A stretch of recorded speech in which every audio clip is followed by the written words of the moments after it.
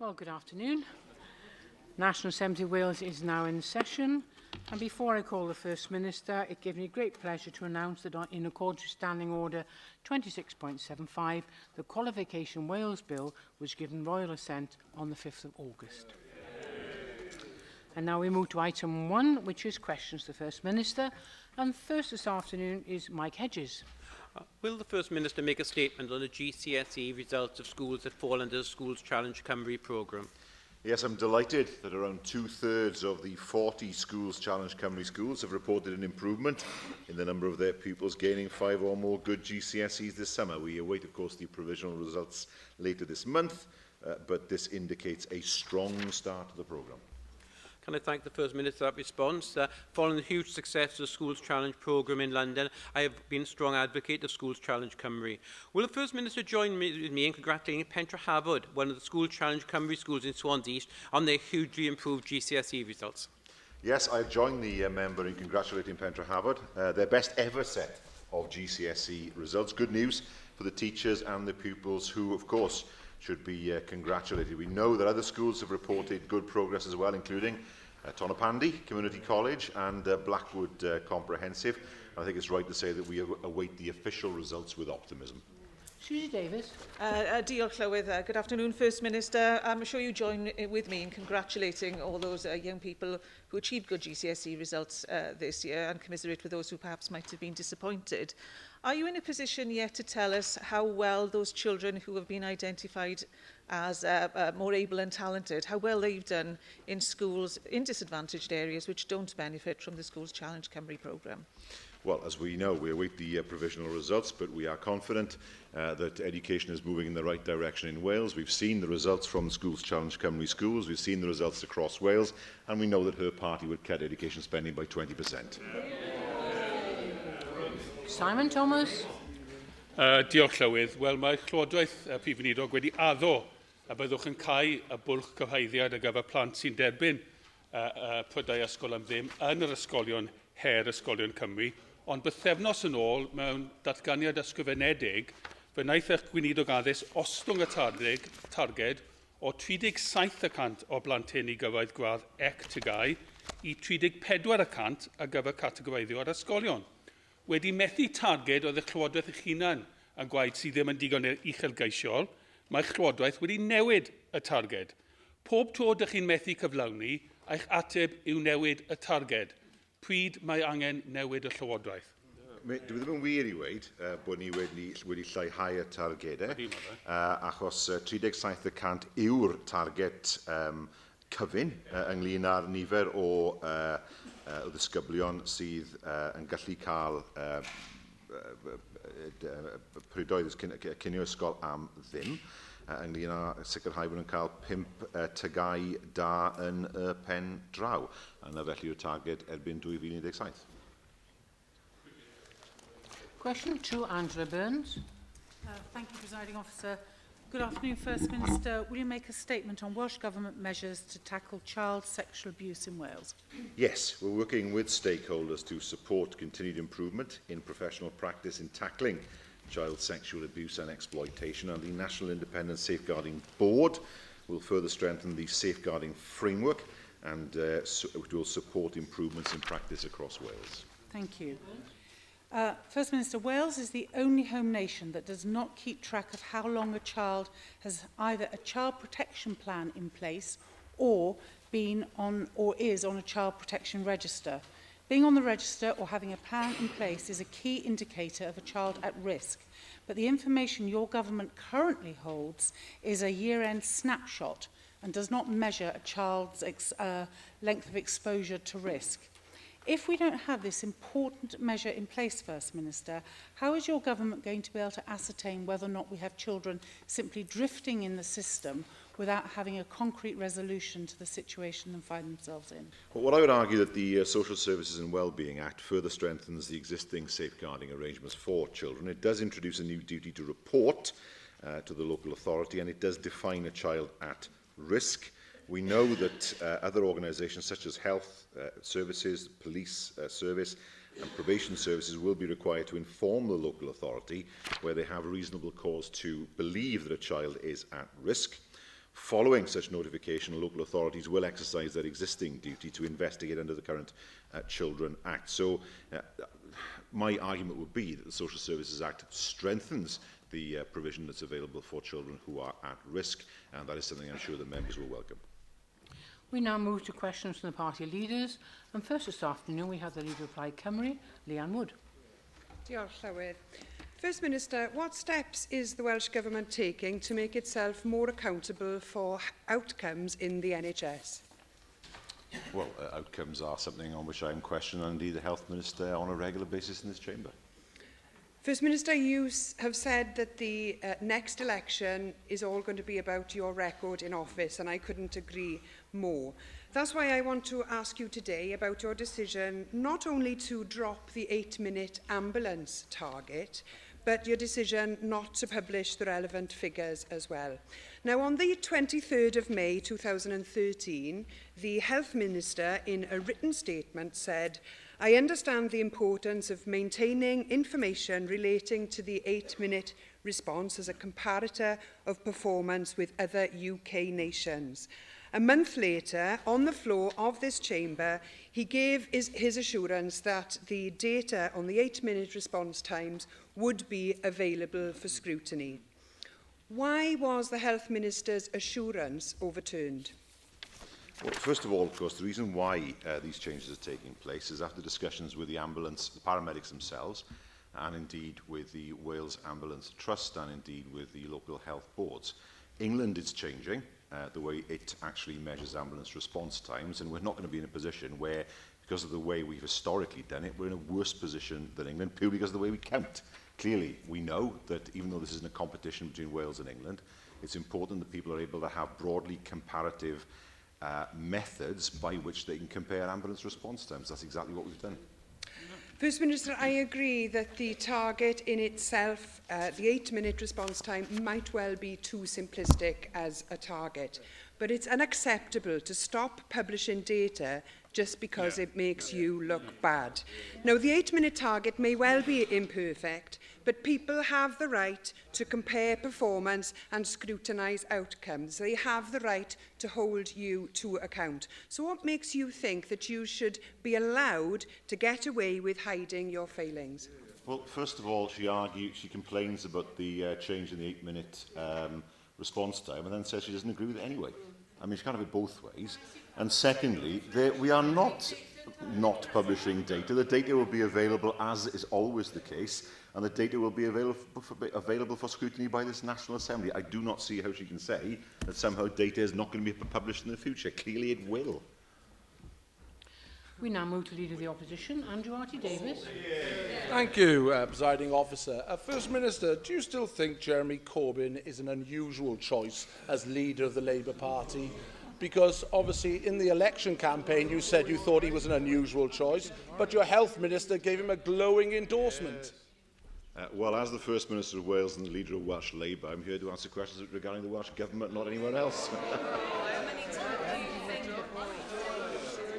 As I understand it, you regard it quite important, that relationship between the leader in Westminster and the leader of the Welsh Labour Party, which is Jeremy Corbyn, not your good self.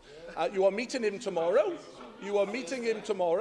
And I hope very much that you will be talking to him about your dreadful health statistics you promised a government that was going to deliver. At the end of July, 443,000 people were waiting to start treatment here in Wales. 443,000. What your government and your time as First Minister has delivered is a doubling of waiting times here in Wales. What will you be telling Jeremy Corbyn about your record here in Wales? Well, I don't have a London obsession like him. I don't take orders from London as he does.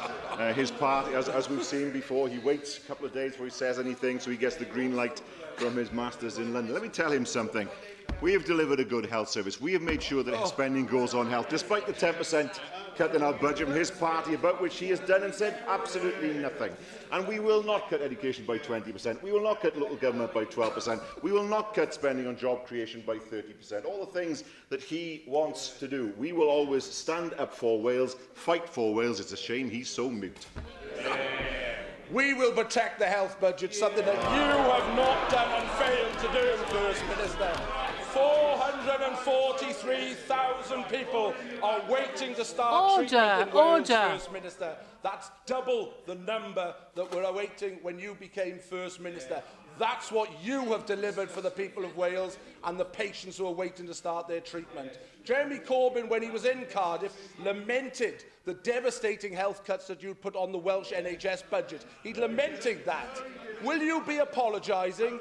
Will you be apologising for those cuts when you meet him tomorrow, First Minister? He was talking about the cuts imposed by your party. Don't try and use the comments out of context. I mean, the one thing about the Leader of the Opposition is he doesn't get it, does he? When the Tories ran Wales, waiting times were years. Years. We remember the 90s. We remember when they were in charge and people waiting 2-3 years for cataract operations as a matter of course. So he can't lecture us in terms of waiting times. He sits there and says nothing when, for example, the justice system is being destroyed by charges imposed in criminal trials that make the justice system look like nothing more than a racket. He said nothing about the closures of magistrates' courts and county courts across Wales. Absolutely nothing whatsoever. He says nothing when we see cuts imposed on the Welsh budget. We do know, in fairness, to be honest, he has said he cut education spending by 20%. We've gone through this, 30% job creation, 12% cut in local government, massive increase in the council tax as a result of that. They've been honest and said that. It's a real shame that unlike those of us on these benches, he cannot bring himself to think for himself and stand up for Wales. 443,000. It's not often I say I can't hear Andrew R.T. Davis, but I couldn't today. So can we just tone it down a little? We now move to the Leader of the Welsh Liberal Democrats, Kirsty Williams. Thank you, Presiding Officer. First Minister, could you outline what actions and steps that your government has taken to improve delayed transfers of care over the past 2 years? Well, we have seen, of course, the figures improve. That's because we've made sure that social services spending has been protected. And we know that the health and social services budget is intimately linked. To try and divorce one from the other is unrealistic. And we know that health and social services spending is 8% higher in Wales per head than is the case in England. It's clearly not working, First Minister, and I don't know which figures that you've been looking at. So far, every month of 2015 has seen a year-on-year increase in the number of people stuck unnecessarily in a hospital bed in Wales. 3 out of those 7 months, for which figures are available, show an increase of more than 20% on the number of delayed transfers of care last year. What impact do you think that those delayed transfers of care will have on the ability of the NHS to admit patients to hospital wards in a timely fashion? Well, nobody wishes to see people staying in hospital for longer than is necessary. We know that the number of patients experiencing a delayed transfer of care has fallen over time. It is right to say that recently numbers have fluctuated. There have been reductions. There have not been consistent reductions, that I accept. I can say that the Deputy Minister has been meeting with senior officials of health boards and their local authorities to discuss the reasons for delayed transfers of care and the actions those bodies are putting in place to bring about a sustained reduction in the number and extent of them. First Minister, you are truly stretching the realms of credibility when you say that these numbers are improving. January, up 22% on January last year. February, up 20% on February last year. July of this year, up 10% on July of last year. July of this year, 503 patients were in beds when they didn't need to be there. That's almost the entire bed capacity of the Wrexham Myler Hospital. It's simply not credible for you to stand there and say the numbers are getting better. The evidence is different. And you've repeated it again today. You have repeated it again today. Your defence, long used by you and the Health Minister to explain poor performance against other targets in the NHS, has been to say it's because you're spending money on social services. Now, these delayed transfers of care suggest that it's not cutting the mustard, it's not making a difference. The Met Office has already given a warning that this winter could be a particularly harsh and severe one. What immediate steps, no more discussions with the Deputy Minister, but what immediate steps will you take to ensure that bed capacity in the Welsh NHS is maximised so that people are not left languishing in a bed or finding it difficult to be admitted from either the community or a packed-out A&E department? Well, first of all, there are always winter plans in place, and she will know last year those winter plans were in place. And despite the challenges that the NHS in Wales faced in December and January, we did not see the same scenes as we saw in English A&E departments, where tents were being erected in car parks to see people, but it was tough, there's no question about that. And we know that in the winter we do see admissions to A&E spike, but our LHBs are ready for that. Now, she has used figures in a particular way. We know that the delayed transfers of care have come down, not consistently down every month, but the trend is downwards, and that's because we believe, we know that we've protected social services spending, particularly as we see what's happening in England, where the exact opposite is happening. And the reason why we do that is because you can't divorce health and social services spending. What's happened in England is that spending has been taken out of social services, and now, of course, we see the consequences. We now move back to questions on the paper, and this question 3 is Joyce Watson. Will the First Minister make a statement on the Welsh Government's public procurement policy? Well, in June, we issued a revised Wales procurement policy statement, making clear our expectations for public bodies and how performance will be measured and monitored. And the new powers that came into effect in August will enable us to regulate on procurement matters, further strengthening that policy statement. I thank you for that answer, First Minister. The cross-party construction group published a report led by industry on the procurement process at the end of last term. You have just announced that we have received new powers to regulate in this particular area. With public sector contracts worth £4.3 billion, that is a massive opportunity to boost homegrown businesses. How will the new powers benefit the businesses on the ground, particularly in my area, First Minister, and help small businesses? Welsh Ministers now have the ability to regulate on procurement matters, including strengthening the WPPS, and Value Wales officials are developing a plan for utilising those new powers. There was a refreshed statement, as I mentioned, on the 9th of June. We are enabling our local suppliers to increase their share of procurement in Wales, and 65% of the volume of contract awards published on Sell to Wales is won by Wales-based suppliers. Paul Davis. Diolch, Llywydd. Prif Weinidog, efallai bod chi wedi gweld y rhaglen ar y BBC yn ddiweddar, sef The Farmer and the Food Chain. Ac yn y rhaglen hynny, roedd nifer yn galw ar Lywodraeth Cymru i sicrhau bod yna newid sylweddol o ran contractau caffel ar gyfer ysgolion, ysbyty a chyrff cyhoeddus yng Nghymru, sicrhau bod cynhyrchwyr lleol yn cael eu trin yn fwy teg.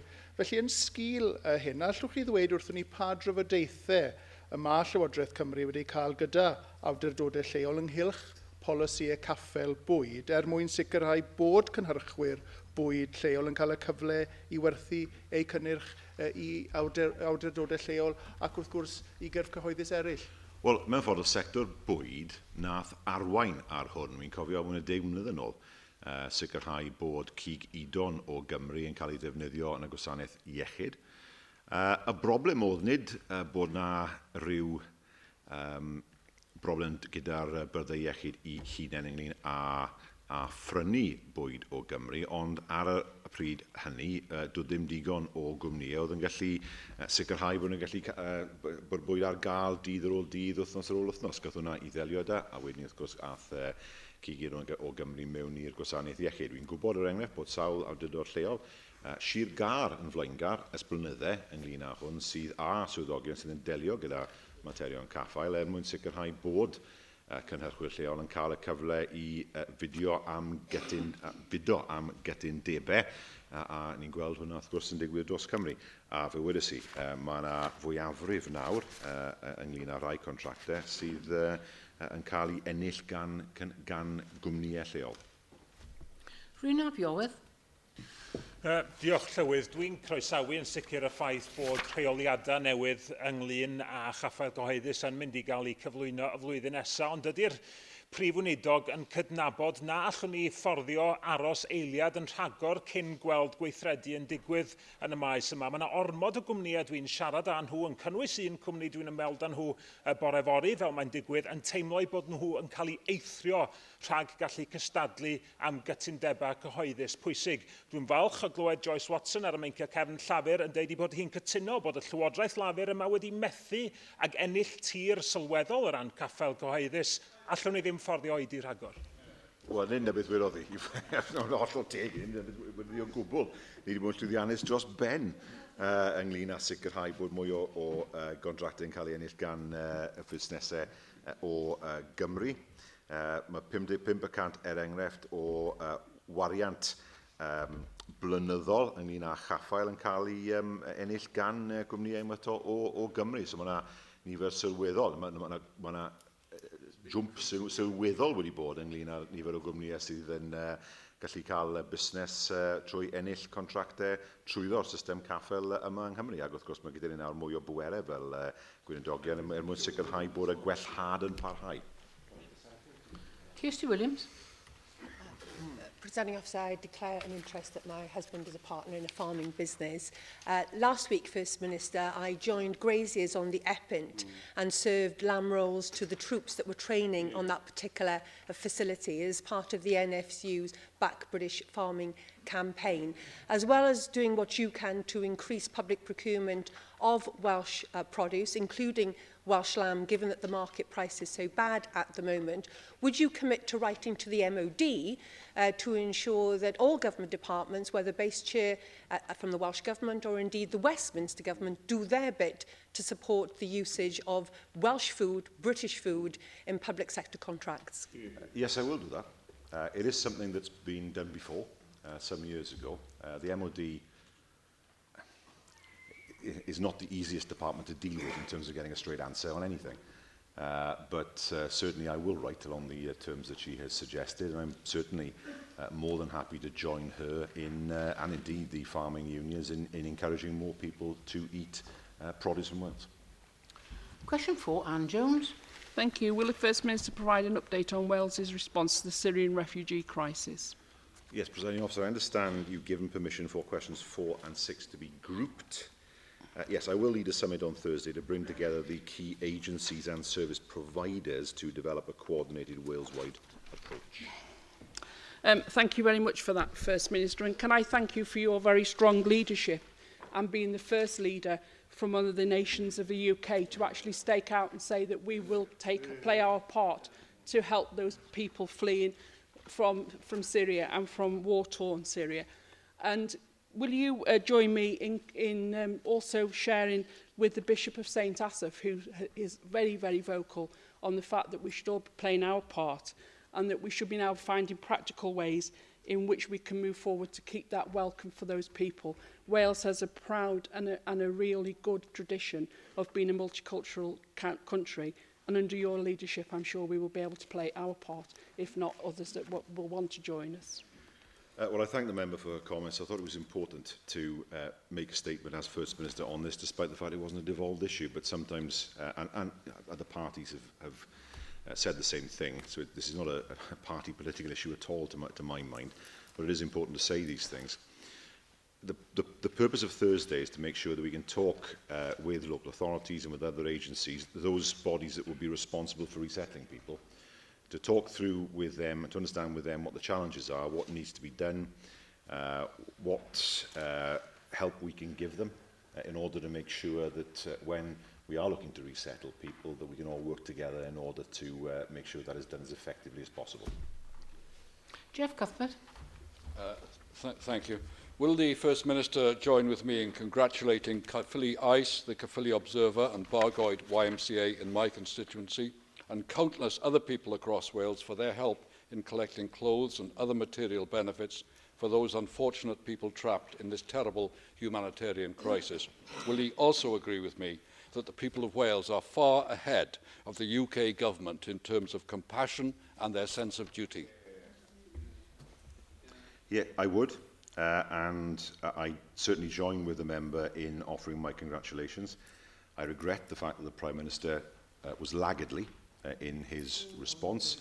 You cannot bury your head in the sand when people are risking their lives on unseaworthy craft in order to cross to a place that they see as a place of safety. People are naturally going to do that.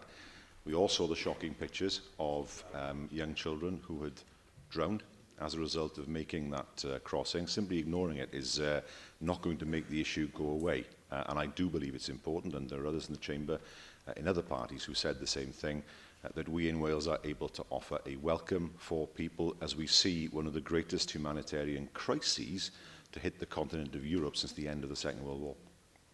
Leanne Wood. First Minister, back last April, I asked you if you were prepared to support a cross-party approach here in Wales to ensure that we played our part in alleviating what was dubbed at that point in time the Mediterranean refugee crisis. Sadly, that crisis has escalated and now greater numbers of refugees are seeking safety in Europe. Do you support a quota system for the UK and in turn a quota system for the nations of the UK? And will that matter be on the agenda of your summit on Thursday? I do support a quota system. I do think that, in principle, I support the idea of a quota system for each nation as well. I think Thursday is not so much about looking at agreeing on the number of people we should take. I think that's an artificial level, especially given what's happened in the past week or two. But I do think it's important that we are ready across the public sector in Wales to be able to resettle people when that time comes.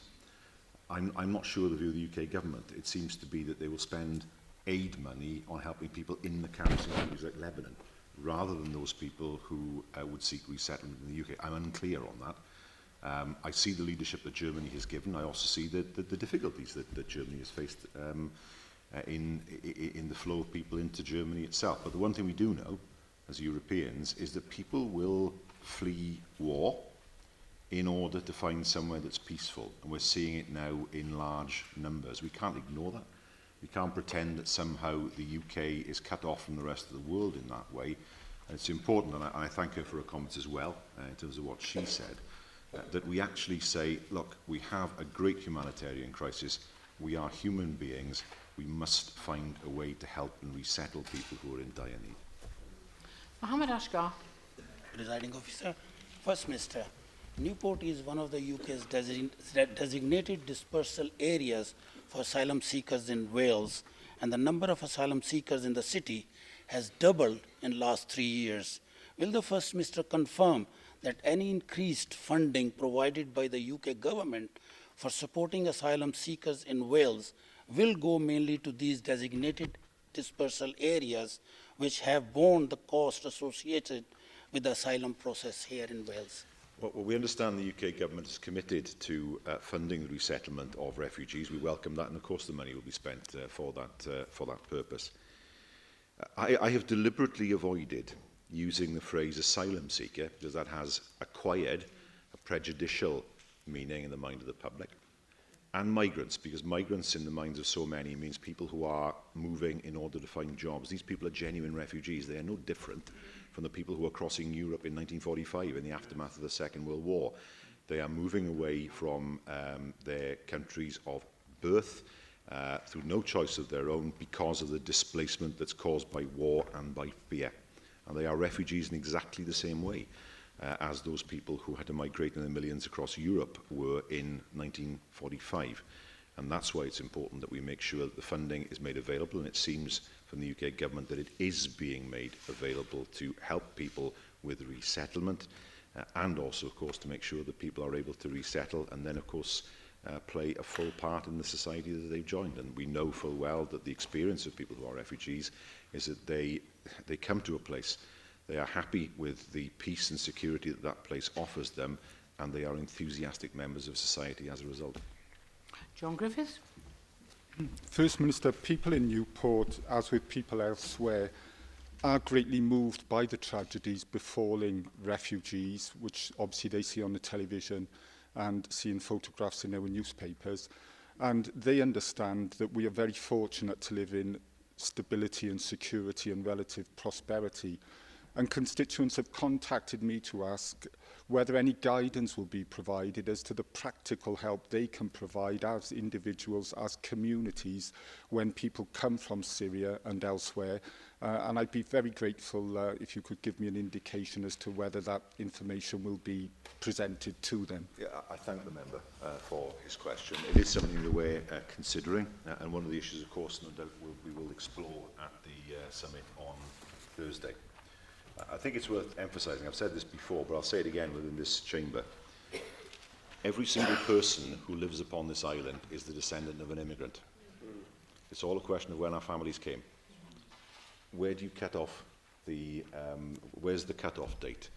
Is it after the Romans left, 1066, 1485? Is it after the end of the Civil War? Is it after the end of the First World War, the end of the Second World War? I mean, where is the cut-off date? At the end of the day, everybody on this island is actually descended from somebody who came here from somewhere else. We should remember that in the reflections that we have in terms of the plight of the people we see across Eastern Europe. William Powell. Diolch, Llywyd. First Minister, as Wales moves to offer sanctuary to our share of Syrian refugees, do you agree with me that health boards across Wales have a crucial role to play in the contingency planning?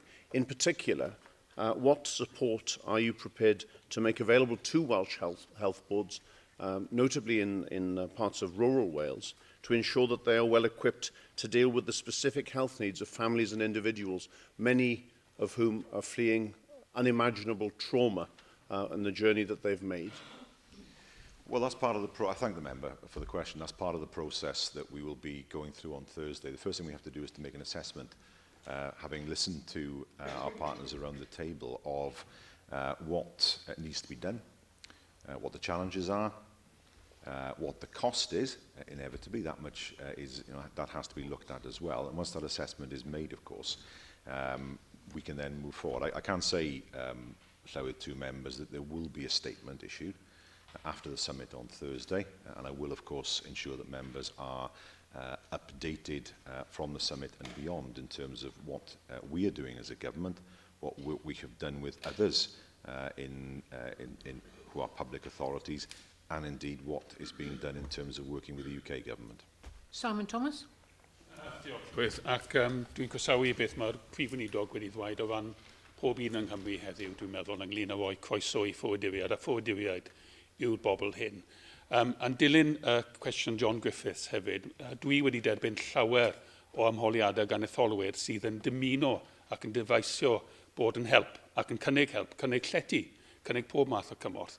Ac ni nawr yn deall, wrth gwrs, bod cynllawiau'r swydd y cartre yn anghywir yn yr hyn maen nhw'n argymell ac yn cyfeirio'r pobl at mudiadau sydd ddim mewn sefyllfa i gynyddwyo. Ac bod y mater yma ddim wedi datganoli, mae effaith ar llety, a tai, a gwasanaeth iechyd, a addysg, i gyd wedi datganoli ac yn dwylo'r llywodraeth. Felly newch chi ychwanegu ac yn sicr yn sgil yr uwch gynhadledd ydych chi'n cynnig ac yn cynnal dydd Iau, yr hyn mae Llywodraeth Cymru yn mynd i wneud i sicrhau bod y darpariaeth yn ei lle, a bod y darpariaeth yn un Gymraeg. Un croeso Gymraeg sydd yn gydnaws i ni fel cenedl hefyd. Dyn ni eisiau croesawu'r bobl yma, un cenedl, un plith ni, fel sydd wedi digwydd yn y gorffennol fel ych chi'n gwaed. Ond mae eisiau hwnna cael ei weithio a lefel lleol ac ar y cyd gyda awdurdodau lleol hefyd.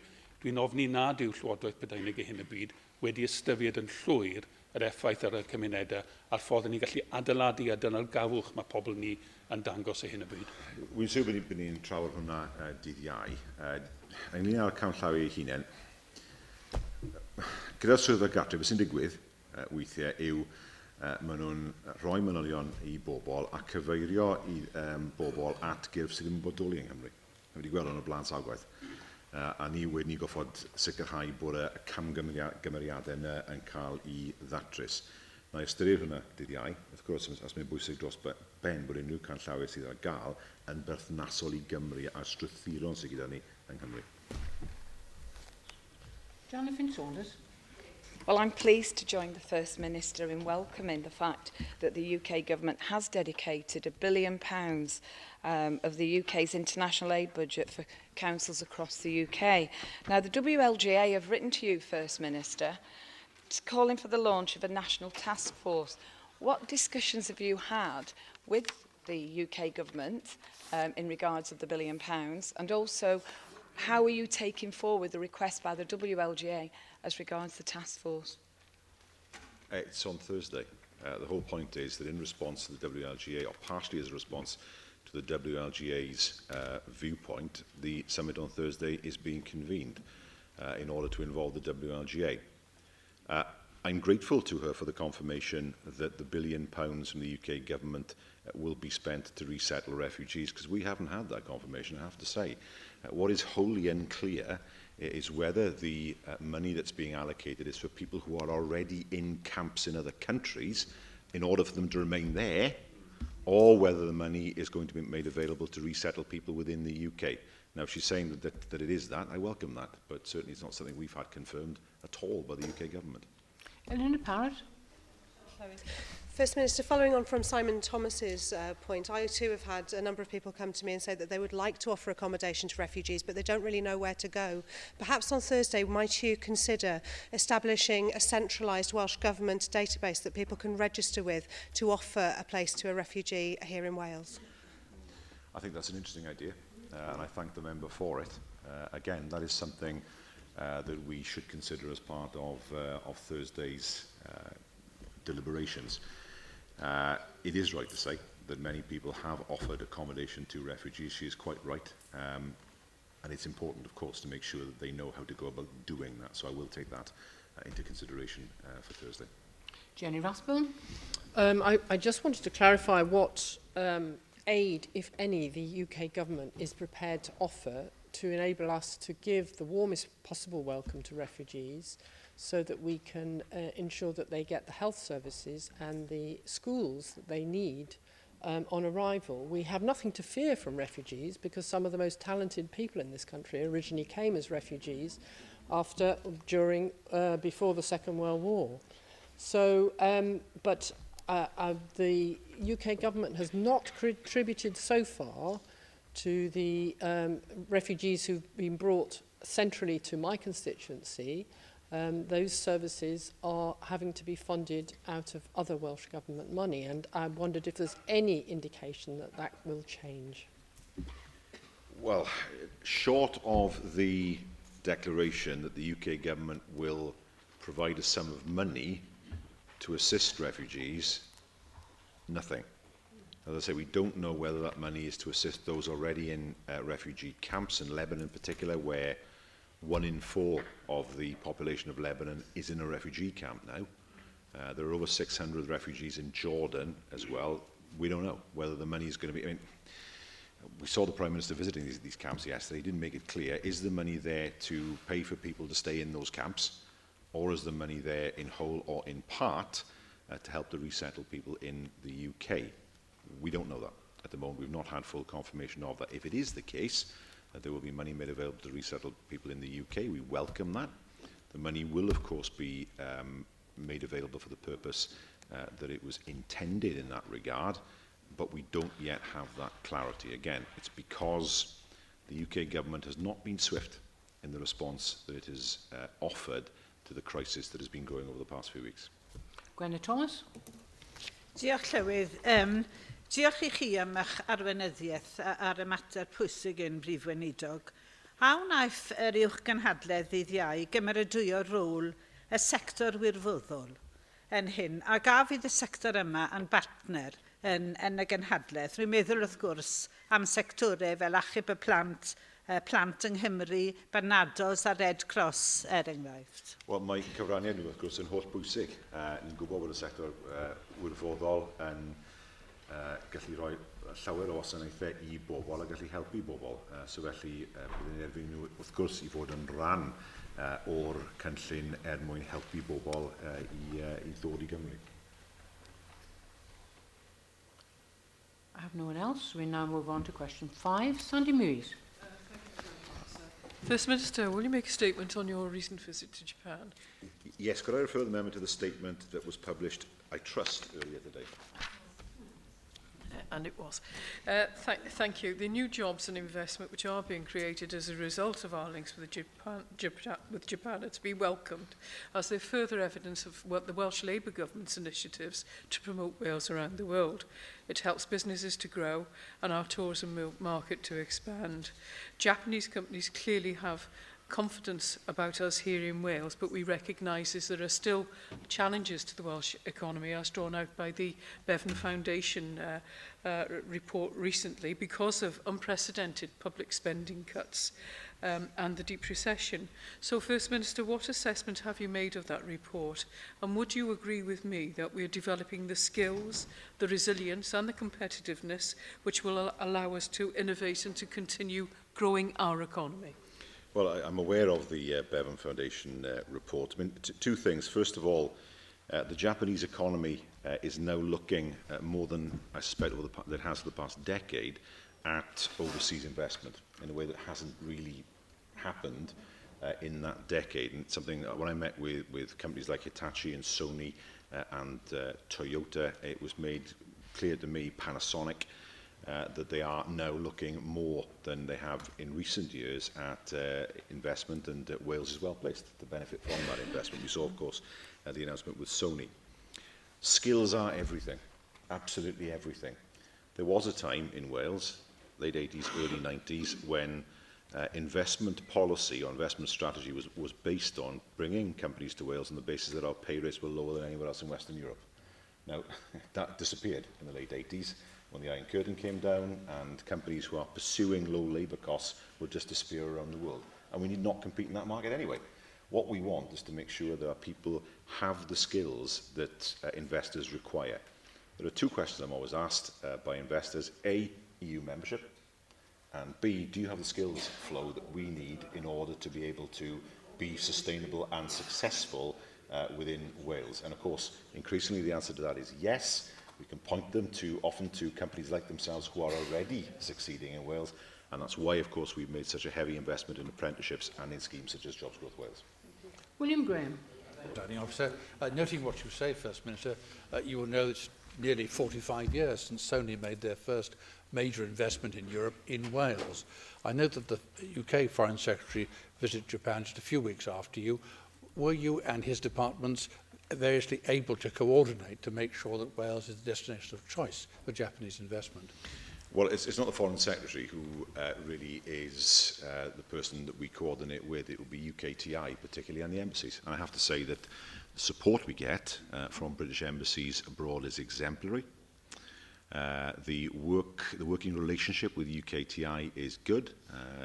We are looking to base our Japanese office in the embassy, but there is an issue regarding the rent the FCO wants to charge at the moment. But of course, elsewhere around the world, we've done just that. There's perfect sense in doing that. And so we do work with UK government agencies such as UKTI, and we do receive significant support from embassies abroad. Simon Thomas.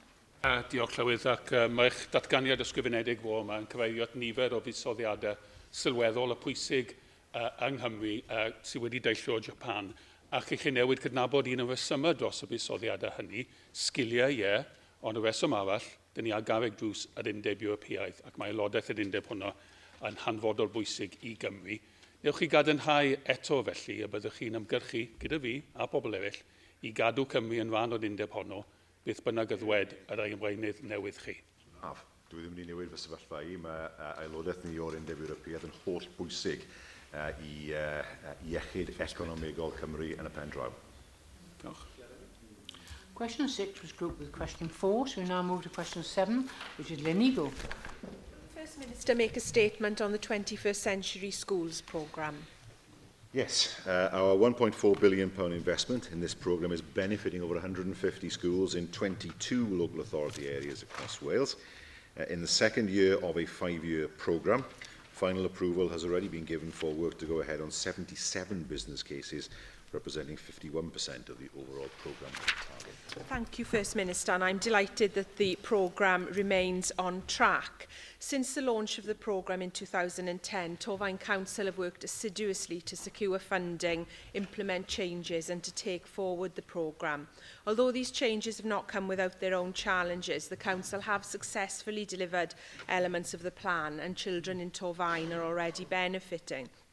Indeed, building work for 3 new primary schools is due to commence later this month and will hopefully be ready to open in time for September 2016. First Minister, will you join me in commending the work that Torfaen Council has undertaken on this programme, and what assurances can you offer that they will continue to have support from the Welsh Government to take forward this excellent initiative?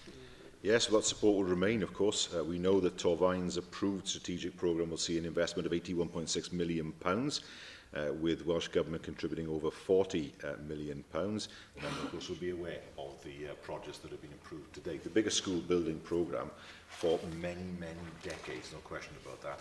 And I'm glad that the children of Torfaen are benefiting from the work that's been put in by Torfaen Council and, of course, the funding that we are making available. Nick Ramsey. First Minister, I'm sure you will agree with me that the brand new Raglan Church in Wales primary school in my constituency, which has been part funded by the 21st Century Schools programme, is an excellent example of the Welsh Government working in partnership with a well-run local authority. Isn't it now time you reconsidered the latest ill-thought-out local government reorganisation plans and allowed councils like Monmouthshire County Council to get on with the job of building first-class new schools for its young people without interference in the structure of local government that would harm that process? Why is Monmouthshire Council in special measures for education? That's not the strongest position to ask a question regarding the only local authority in Wales that is run by the Conservatives, and it's in special measures for education. You know, I welcome the fact the school's been built, but I would remind the member, I mean, he was generous enough at the beginning of his question to thank the Welsh Government for its investment. He cleverly turned it into a question on local government reorganisation. But I would remind him, of course, that England doesn't have a school building programme. So Raglan, if it had been in England, wouldn't have had a new school at all. Alan Roberts. Prif Weinidog, bod pob un ohonom ni efo esiample o ysgolion newydd yn cael ei adeiladu, dwi'n meddwl bod rhaid cywiro Linigl. Mae'r rhaglen wrth gwrs llawer iawn ar ei holi o ran y bwriad greiddiol, ac wrth feddwl am yr adolygiad yn ystod yr Hydref, lle mae'n debyg bod yr arian sydd ar gael i Lywodraeth Cymru yn mynd i brinhau unwaith eto, ydy'n fwriad i chi ehangu y cynllun wrth ystyried bod y gweinidog cyllid wedi deud llynedd ym mis Tachwedd bod na arian preifat fydd yn cael ei roi fewn i'r cynllun yn rhan 2 sydd i ddechrau yn 2019. Wel, gyda gi, mae'r aelod yn gweud, mae'r rhaglen tu ôl, dwi ddim o gwbl. Mae hwn yn rhaglen 5 mlynedd, ni yn yr ail flwyddyn, mae hwn yn hanner o'r rhaglen wedi cael i gwblhau yn barod. So felly ddim yn gweld bod ni tu ôl i, ddim yn erfyn cwblhau y rhaglen yn 2 mlynedd, rhaglen sydd yn 5 mlynedd. Wel, wrth gwrs, mi'n wir i weid, ni'n aros i weld beth bydd setliad cyllidol o Lywodraeth y Deyrnas Unedig. Dim ddim yn optimistaidd iawn ynglyn beth bydd hwnna'n meddwl, ond i ni fel Llywodraeth, wrth gwrs, yn wydo mlaen gyda'r cynllun fel mai mwyn sicrhau bod mwy a mwy o blant yng Nghymru yn cael yr ysgolion yn hyddi. Thank you, First Minister. We now move to item 2, which is business statement.